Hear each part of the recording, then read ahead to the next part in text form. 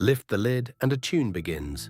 No speaker, no battery, no screen. Just a small metal drum, slowly turning, and a row of thin steel teeth beside it. Somehow, that is enough to play a whole song. No one is touching it. Nothing is plugged in. Tonight we slice a music box open and watch the melody happen, one tiny pluck at a time. So where does the music actually come from? Let's find out. It starts with your hand. You turn the key and you feel the resistance grow. A quiet building tension under your fingers. You are not powering the song directly. You are loading it. Each turn winds a flat steel ribbon tighter and tighter inside a small barrel. When you stop and let go, the song is already there, coiled and waiting.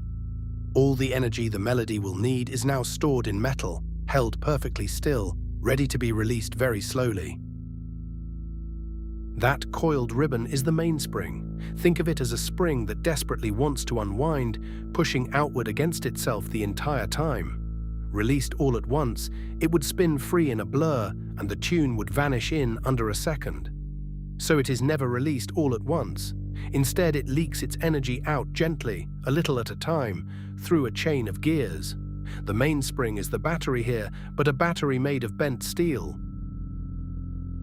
The mainspring turns a small gear, which turns a larger one, which turns another. This is the gear train, and it does two jobs at once. It carries the spring's push along toward the part that will make sound, and it trades raw force for control, spreading that stored energy across minutes instead of seconds. Watch the teeth mesh. Each wheel hands its motion to the next, smoothing one violent unwinding into a slow, patient, perfectly even turn. But gears alone would still run too fast, so at the end of the train sits a clever brake, a tiny fan or a small weighted arm spinning freely in open air. As it whirls, the air drags against it and holds it back. Speed up and the drag grows stronger, slow down and it eases off. This is the governor.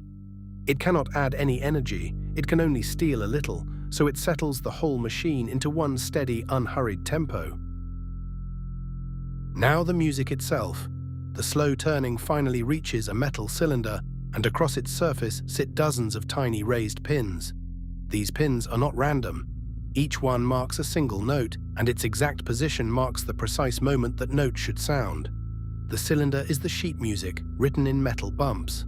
As it rotates, it carries the song past the part that will actually speak, a row of fine steel teeth waiting just alongside it. Here is the heart of it. As the cylinder turns, a pin rises up and catches the tip of one steel tooth. It lifts the tooth, bends it, drags it backward, and then lets go. The tooth springs forward and rings. That single release is one note. Thousands of times in a minute, pins meet teeth, lift them and free them. Every note you hear is just a tiny metal finger being plucked and allowed to snap back into place. All of those teeth belong to one single piece of steel called the comb. It looks exactly like a comb, but each tooth is carefully tuned. Run your eye along it and the teeth change. Some long, some short, filed to length one by one. Together they cover all the notes the song needs, low on one end, high on the other. The cylinder simply chooses which teeth to wake, and in what order. The comb is the instrument's voice. Why does one tooth sing higher than another? Length. A long, heavy tooth flexes slowly, so it vibrates only a few times each second, and we hear a low note. A short, light tooth snaps back fast, vibrating quickly, and we hear a high one. The maker tunes the box by filing the teeth, shaving away metal to raise the pitch. Nothing electronic decides the melody. It is shaped entirely by the size and stiffness of bent steel. There is a hidden problem. If a pin grabs a tooth while it is still ringing from the last pluck, you get an ugly buzz. So many boxes add dampers, tiny strips that briefly touch each tooth just before it is plucked, quietly hushing it. The note is silenced for an instant, then released clean. It is a small, easy-to-miss touch, but it is the whole difference between a clear, gentle melody and a harsh metallic rattle. One steel tooth alone is almost too quiet to hear. So the comb is bolted firmly to a heavy base, and the bass is fixed inside the wooden box. When a tooth vibrates, it shakes the bass shakes the box, and the box shakes a far larger volume of air. That is why a music box sounds so much fuller with its lid open, sitting on a hard table. The wood is not decoration, it is the loudspeaker. So follow it through.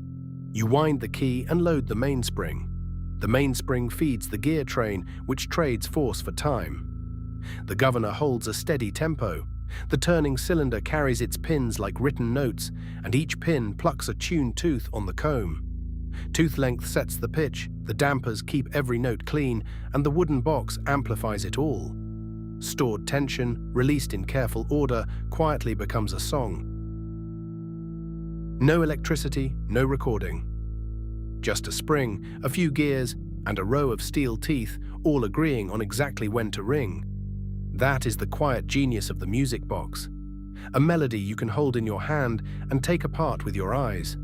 So lift the lid and listen a little closer next time. Thanks for watching The Cutaway.